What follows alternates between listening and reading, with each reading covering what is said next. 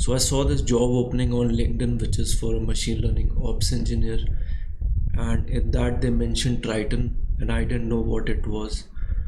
And this is the line they wrote: they experience writing or optimizing custom GPU kernels using Palace or Triton.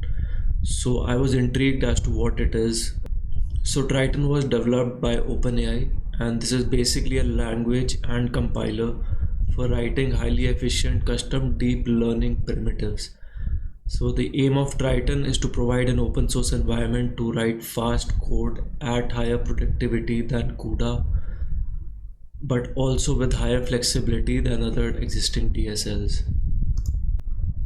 So Triton is basically a language and compiler for parallel programming, and it is Python based, and you can write custom compute kernels capable of running at maximal throughput on modern GPU hardware.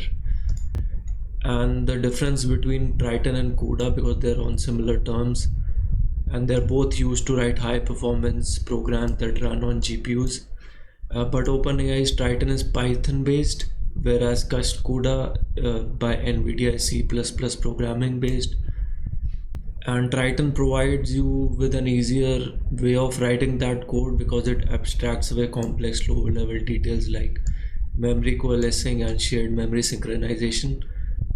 But on the other hand, CUDA is more complex. It requires deep architectural expertise, but it also allows engineers to squeeze out every microsecond of performance. So CUDA gives you more control over writing your code to like the deepest level possible. And the kernel optimization focuses on maximizing hardware through managing memory layout, tuning tile sizes, and exploiting GPU parallel architectures.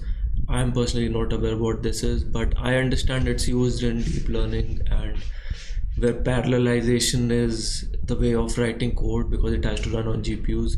So all these are probably, if you go deep into these concepts, they're probably used in that.